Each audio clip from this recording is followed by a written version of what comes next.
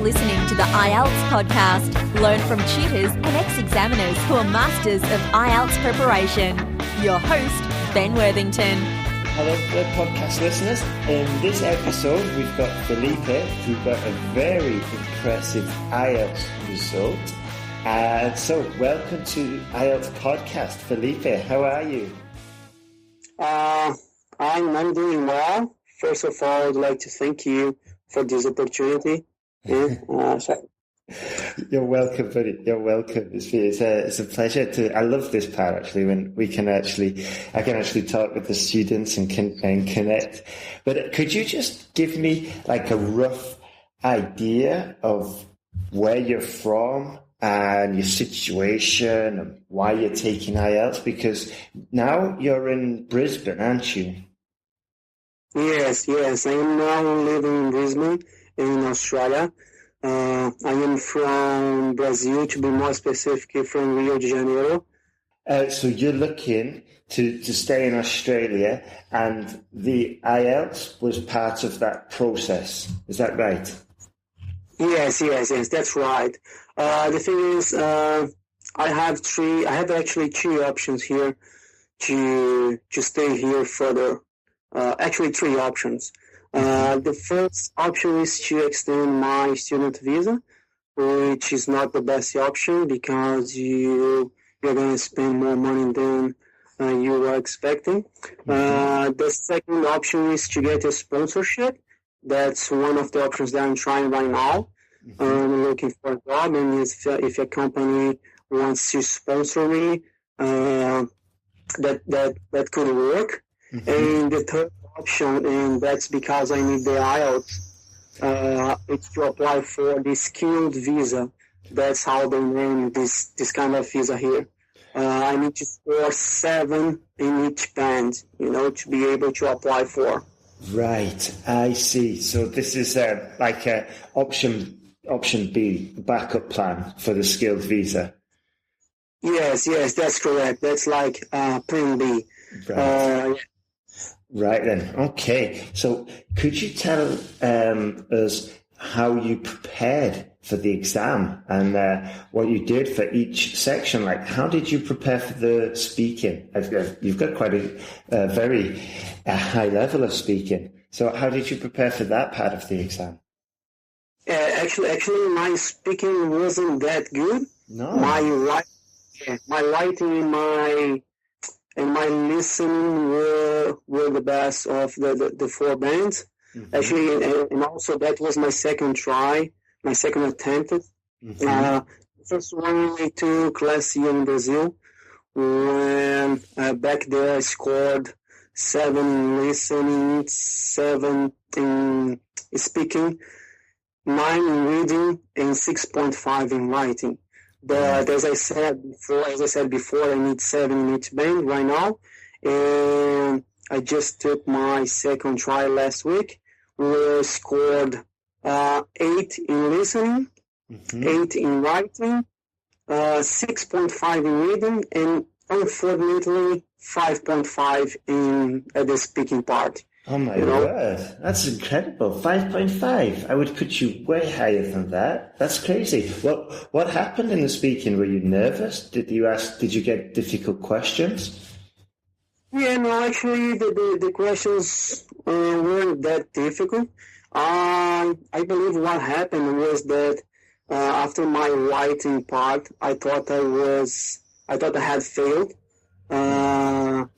And I got a little bit disappointed, dismotivated. Yeah. And the second part, the speaking part was like 3 hours after the writing, listening, and reading part. So I just, I got crazy a little bit. I see. That's the main reason why I scored. I got this score at speaking part.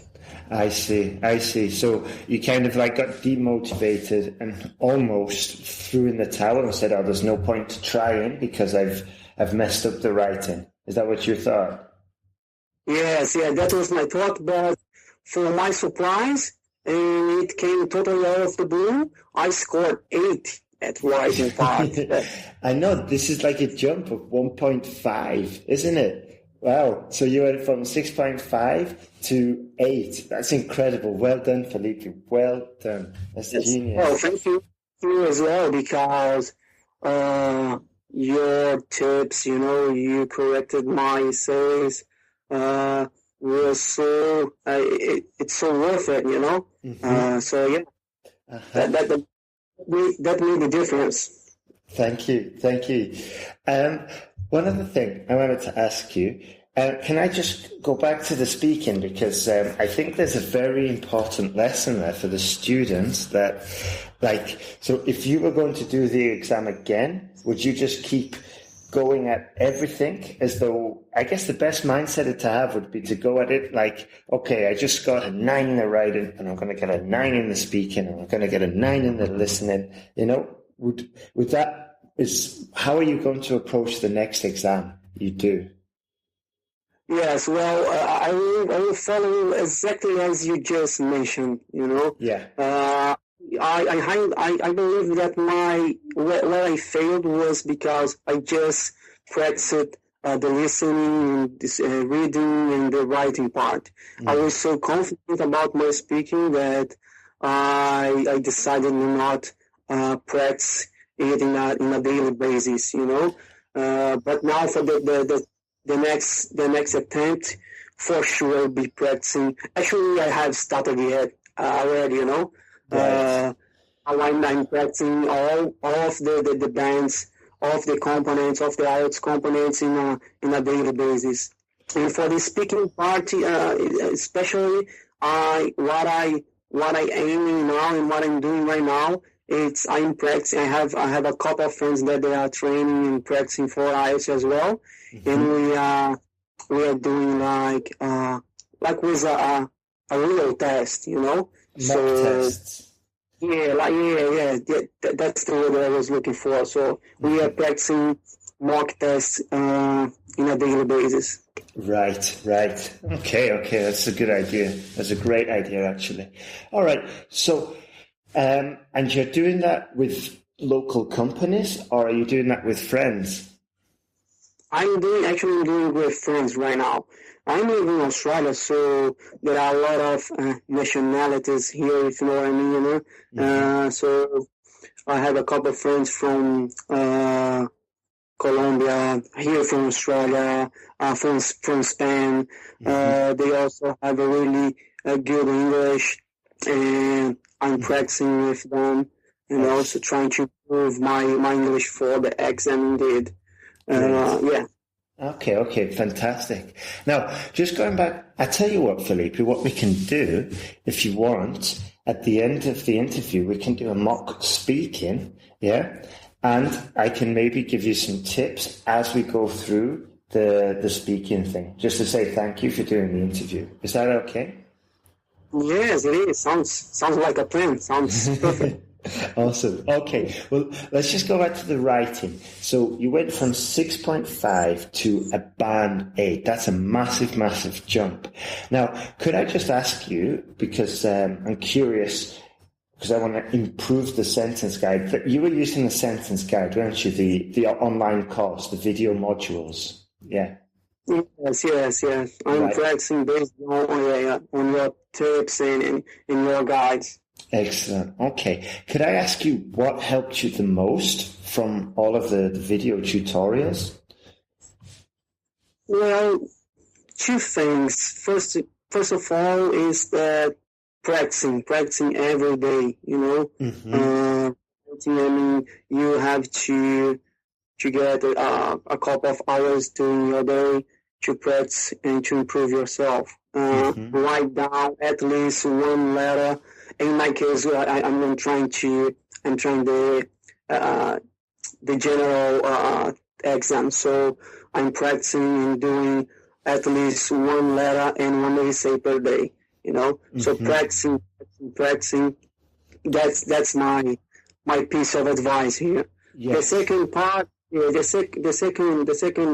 second thing would be get someone to correct your essays. Right. Yeah. because you can understand, you can see where you are making mistakes, and you'll be improving yourself. So the next time, you probably will not commit the same mistake that you just committed before, So, yeah.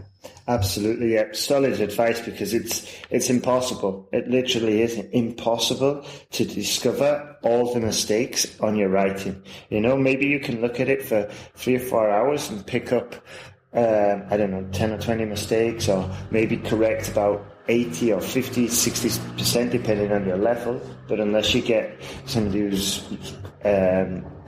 who has experience in this, then it's really, really difficult to get any meaningful improvement. So yeah, that's solid advice, man. That's solid advice. Yeah.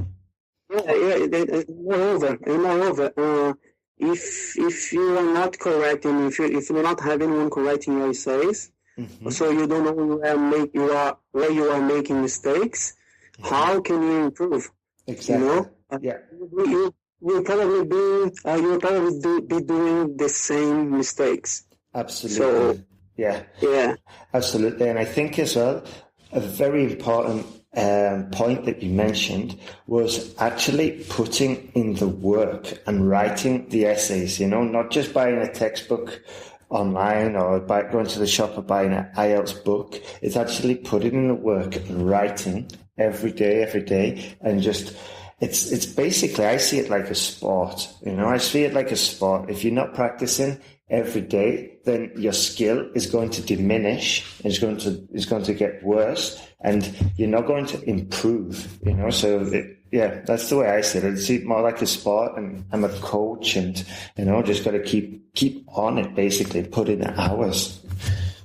Yes, listening to the specialists like you, because you can get pieces of advice from everywhere, from everyone, but you filter what kind of piece of advice that you are receiving, because it can drive you crazy. Maybe you have a lot of material, a lot of resource, but you are not focusing on where you should be, Yeah, absolutely. I've seen this so many times, and I get emails saying, Dominic says write it like this, Ryan says write it like this, you say write it like this, and it's just the same. If you're playing sport and you had 3 different coaches saying we're going to play this way, and then the other coach says no, we're going to attack this way, and the other coach says no, we're going to do a defensive strategy, I think the best way is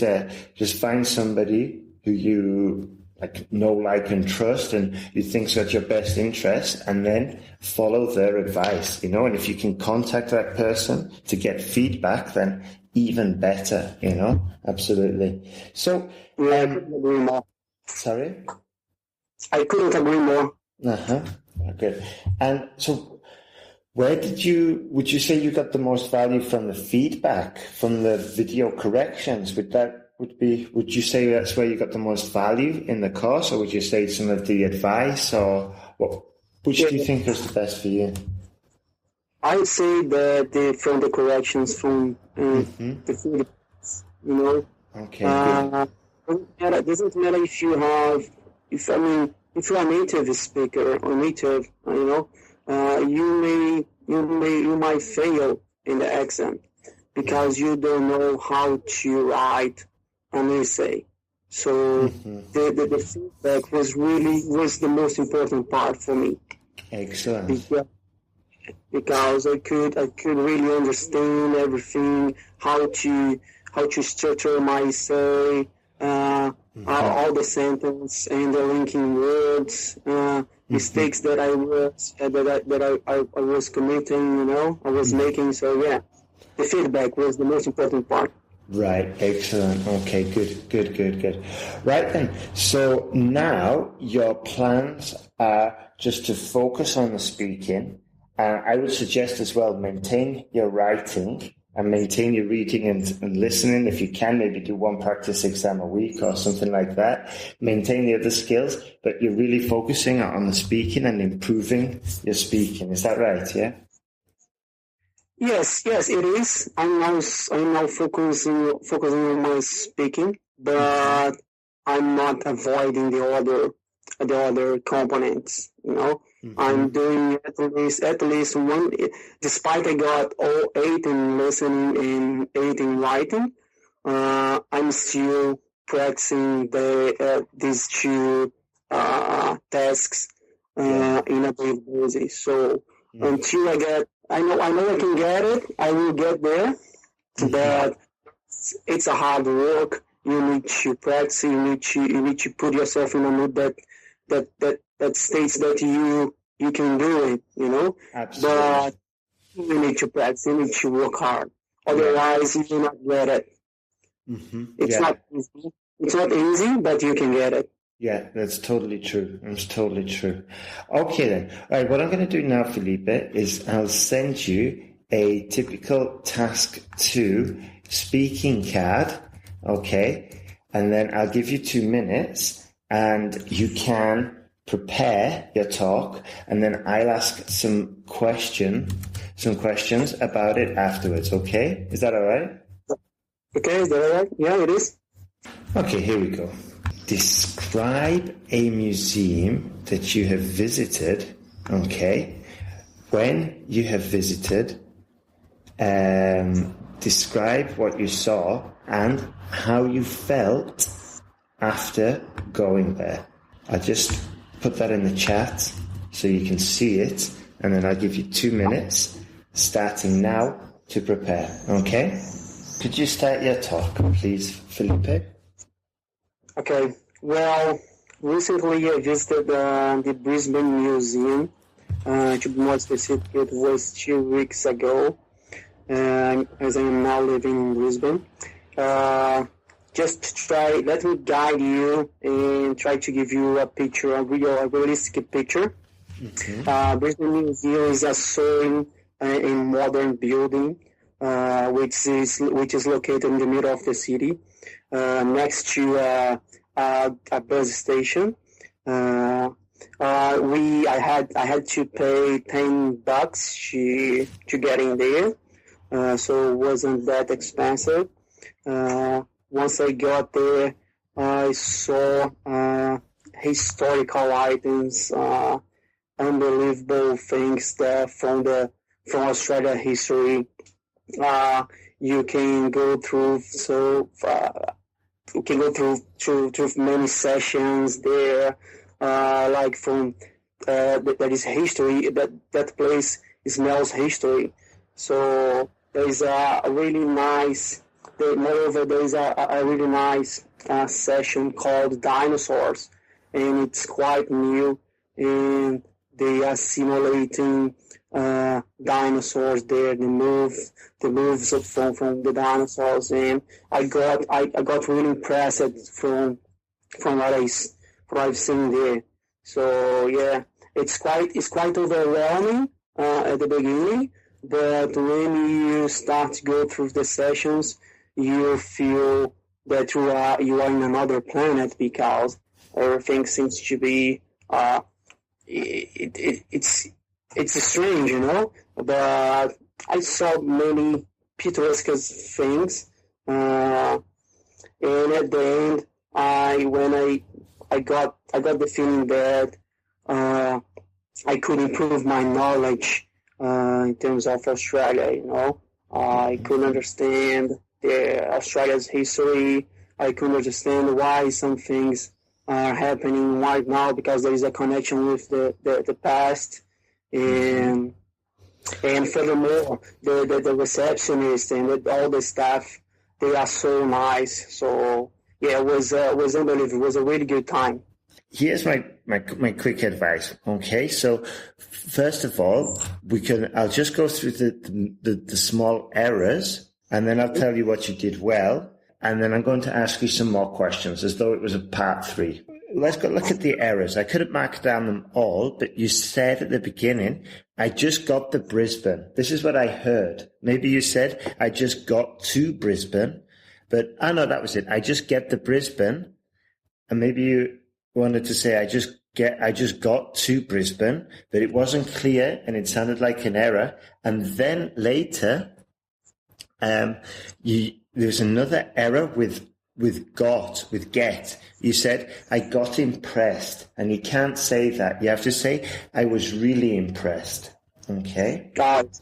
Okay. Yeah. So one tip for you would be to look at how to use get and try and use it more in your speaking, and try and get some native speakers. Just say, look, I'll buy you a beer if you just listen to me talk about museums or my family or a favorite place or whatever. Mm-hmm. Just listen and just try and mark down when I use get, or record yourself using get a few different times, because you need to control that, because you'd have lost some points there.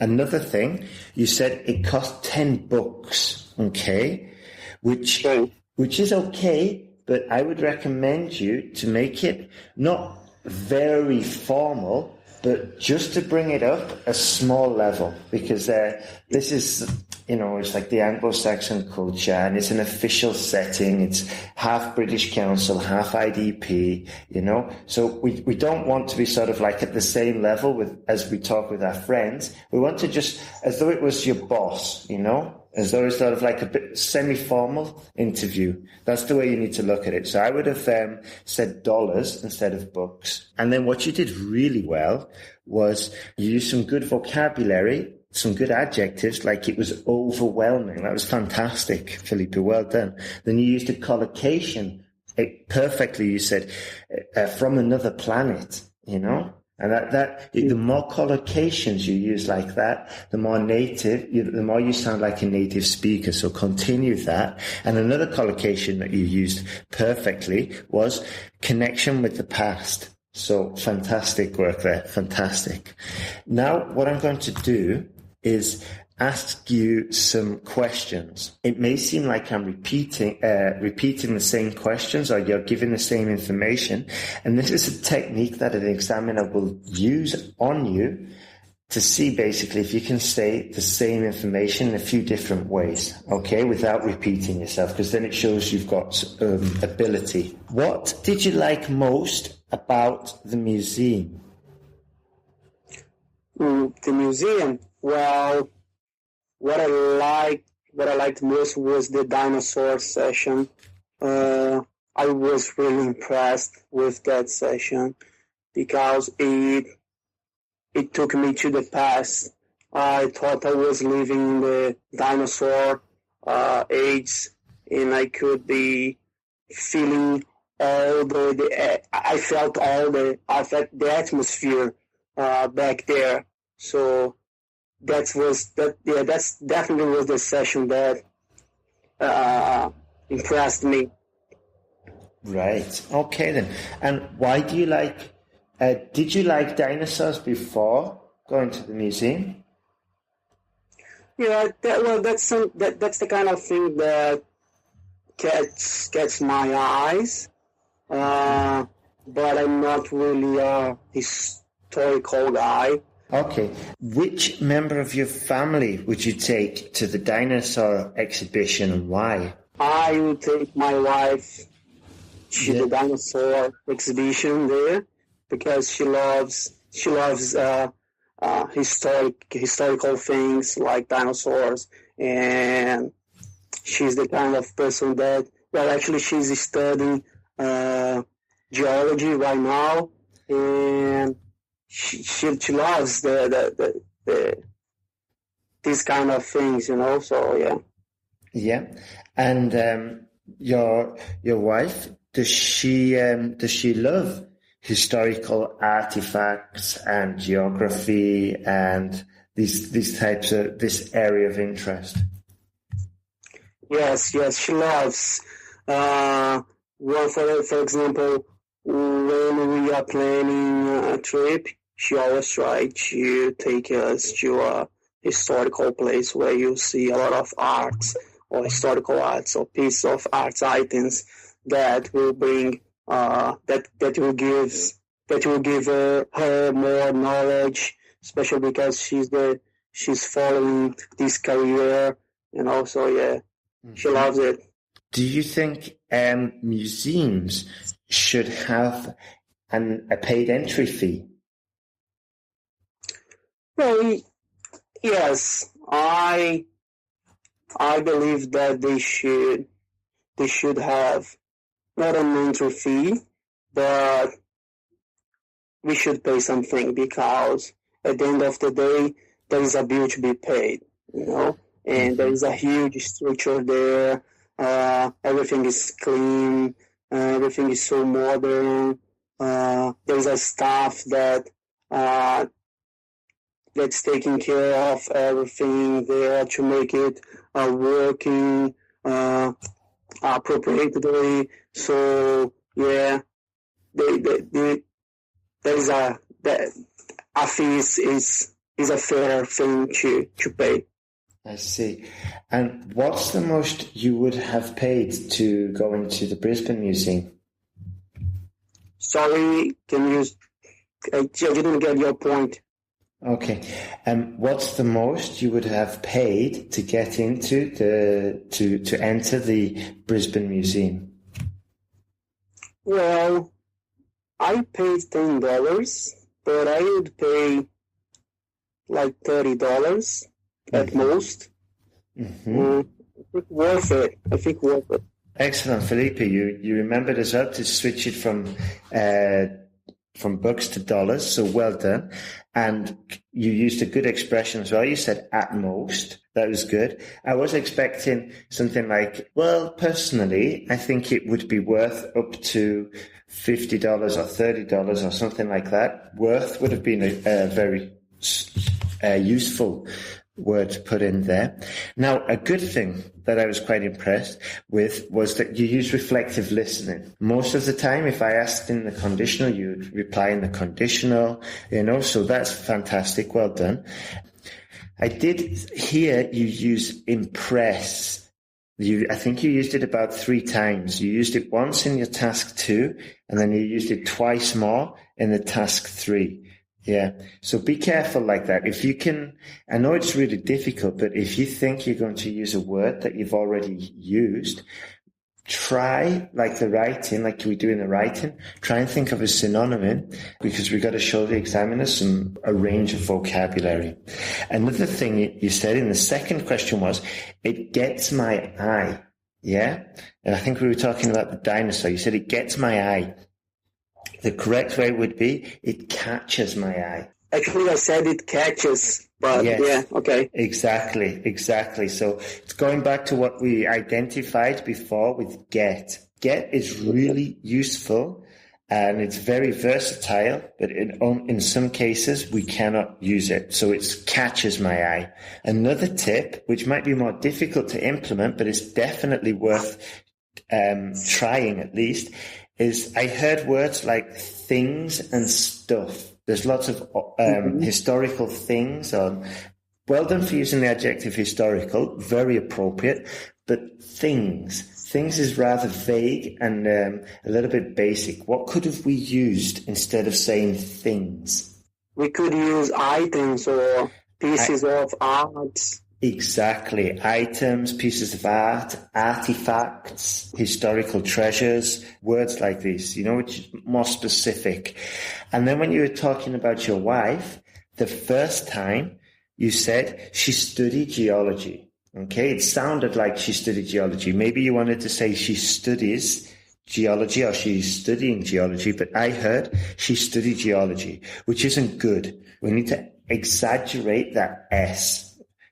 When I was teaching a while ago and I had to teach students the third person singular with the S, I always got them to say the S at least 2 seconds. She studies geology, and this way it's absolutely crystal clear that you have mentioned it. And it's important, because if not, it doesn't sound right. But later you did actually say it, and you said it correctly. You said, yeah, she loves.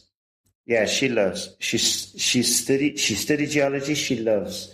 You got the third person singular, but you didn't say she loves it. Okay? You need to finish that. So be careful with that. Yeah, well done. And then I think we've got on to the questions of how much would you pay and stuff like that, where you use that collocation. At most, I would pay $30. Well done there, Felipe. Well done. Good. I think. Thank you. You're welcome.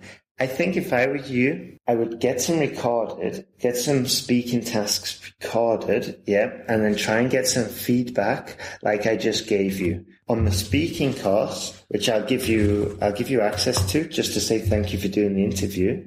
I'll give you access to it, and you can see there the sort of like the structure for task 2 and some more tips and tricks and, just little things about how to close your task 2 and stuff like that.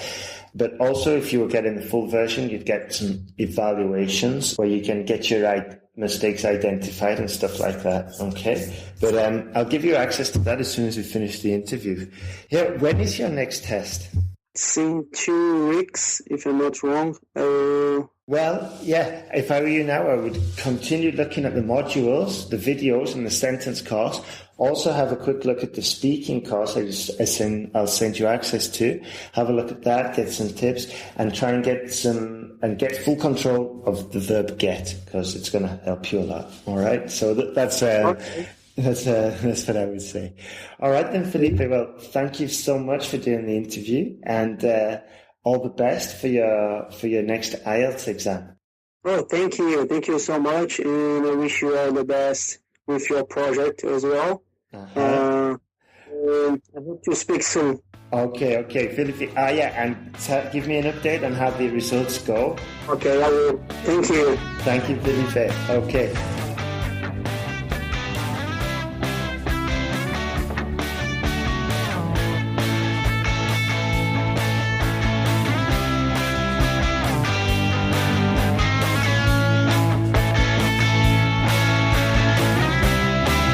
For listening to IELTSPodcast.com.